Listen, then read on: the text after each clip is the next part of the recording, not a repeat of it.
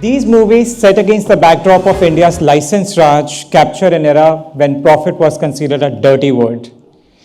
Let's meet our real-life hero, Muhammad Zia, a protagonist from that era. In 1984, Zia arrived in Delhi from Malda, West Bengal, armed with dreams and determination. He started with pulling a rented cycle rickshaw, saved money, bought another, and rented them out. Voila. He didn't just escape poverty, he built a ladder out of it. Right? By 2010, guess how many rickshaws he owned? Any guesses? 110. Right? Amazing, isn't it? He deserved an award for his entrepreneur spirit, but in Delhi, he was called a mafia. Right? Imagine being called a mafia for starting a business and expanding it. How would you feel? And why mafia? Because of Delhi's cycle rickshaw bylaws.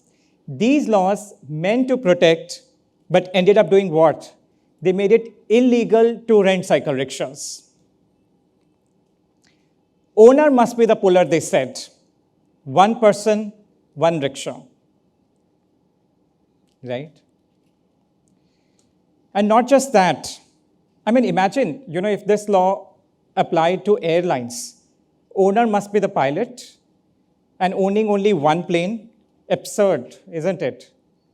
These laws were challenged in many states, upheld by state high courts and eventually the Supreme Court. The judges thought that these would create perfect equality, preventing exploitation. Right? But were these laws just? Were they effective? No, absolutely not. Right? They chained aspirants like Zia to poverty. Seasonal migrants, ambitious souls, all stuck to one rickshaw forever. And not just that. I mean, what about the pullers? The pullers were harassed. The pullers were harassed. It was a huge rent-seeking operation by the police, by the municipal official corporation, right? And not just that, Delhi had also capped the number of cycle rickshaw licenses at 99,000. The actual number of cycle rickshaws on Delhi roads in 2001 was close to 600,000. Right? Unauthorized rickshaws were confiscated and sold as scrap. And as I said, the pullers were harassed. Right? I once asked an auto rickshaw driver about his dreams for his son. His response, anything but his own life, with tears in his eyes. Why? Because he couldn't grow. Same issue. Right? One driver, one auto rickshaw. And also an arbitrary cap on the number of auto rickshaws in Delhi. Mind you, there is no cap on private cars in Delhi. Right?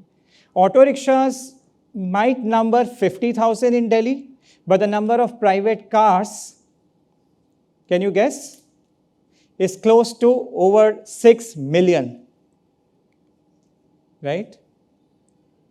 It's over 6 million. And the same applies to now e-rickshaws, same license Raj. Fortunately, Delhi High Court struck down the license Raj for cycle rickshaws. And our Zia, he regained his dignity. On 10th February 2010, he went from being a mafia to being recognized as an entrepreneur. Right? 10th February should be celebrated as Dignity Day, I believe. Right? If we had celebrated Zia's success in the 80s, imagine what we could have today. Perhaps an Indian Uber. Right? And what about the pullers? Without the license Raj, there would have been more licenses, more rickshaws, and more entrepreneurs like Zia who would have to then compete with each other to rent out their rickshaws. Right? So these pullers would have had better bargain, and there would be lesser power to the owners.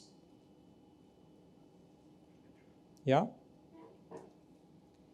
So competition thus empowers the pullers without making any law.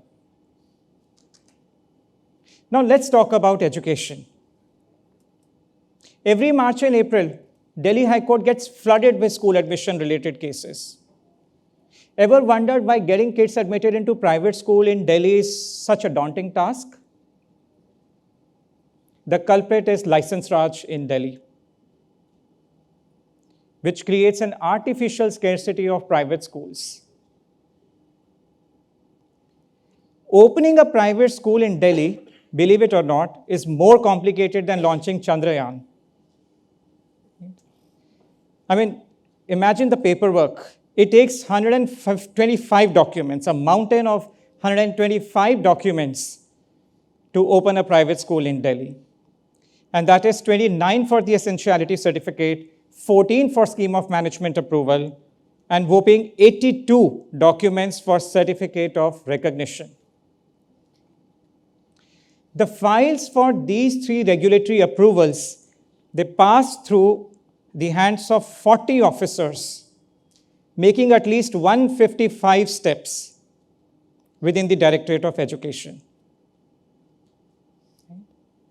And the laws mandate land, building, and classrooms fit for a palace. Now here is the catch-22. Right? Schools are mandated to be non-profit in Delhi. Yeah?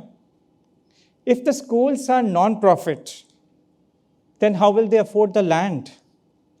It's like throwing someone in the deep sea, asking them to swim with hands cuffed at the back.